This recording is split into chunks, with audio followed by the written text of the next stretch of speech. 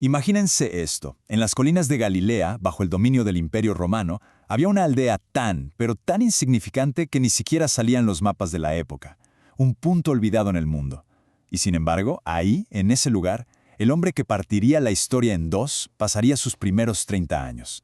Así que hoy vamos a meternos de lleno, con la arqueología en la mano, para reconstruir cómo era de verdad la vida en la Nazaret de Jesús. Y es que esta no era cualquier pregunta, ¿eh? Era, pues, el sentir general.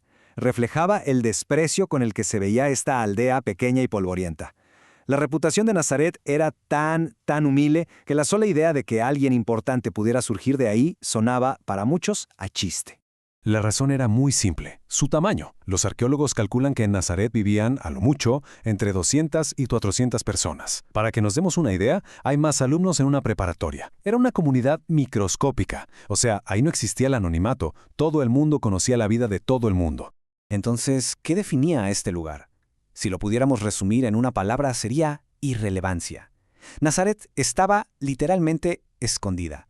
Fuera de las rutas comerciales importantes, sin ningún valor estratégico para Roma, un lugar fácil de ignorar. Pero Nazaret tenía una proximidad clave. A solo 6 kilómetros, a un par de horas caminando, estaba Séforis. Y Séforis era otro mundo, una ciudad bulliciosa, rica, muy helenística, que en ese entonces Herodes Antipas estaba reconstruyendo a lo grande. Y justo esa cercanía con Séforis nos lleva directamente a la vida laboral. ¿Cómo se ganaba el pan una familia en Nazaret? Bueno, para José y luego para un joven Jesús, la respuesta estaba en el trabajo físico, en el sudor de todos los días. A ver, la palabra clave aquí es tecton. Casi siempre la traducimos como carpintero, pero el término griego original es mucho más amplio. Un tecton era un artesano, un constructor, alguien que le hacía a la madera pero también a la piedra.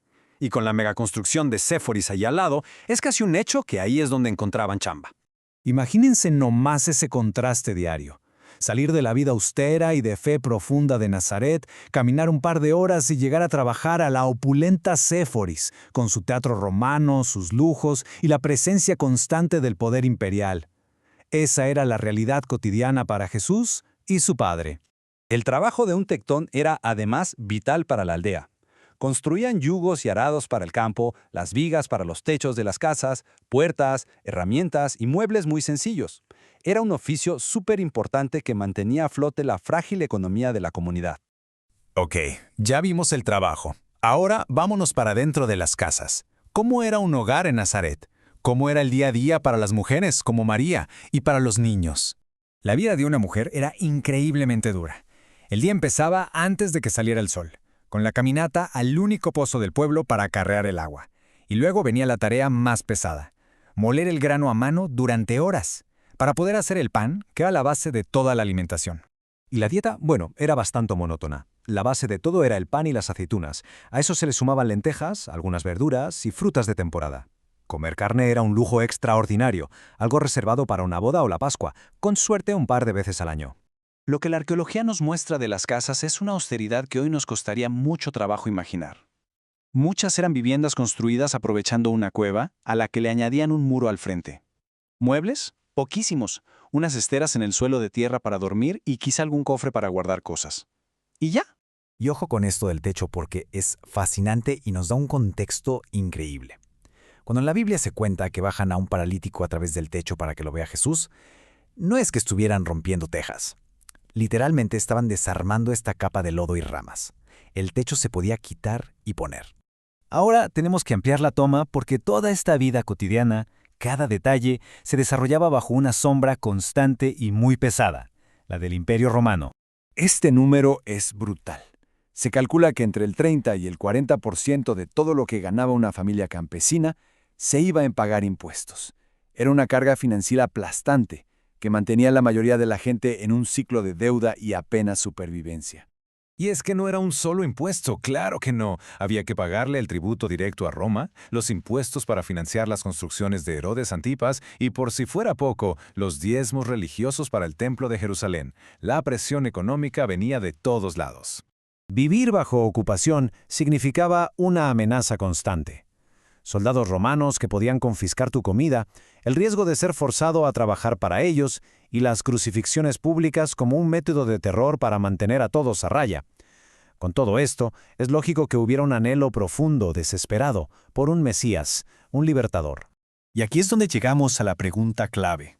¿Cómo es que estos 30 años de vida ordinaria, de trabajo duro, de opresión, le dieron forma al ministerio que iba a cambiar el mundo para siempre?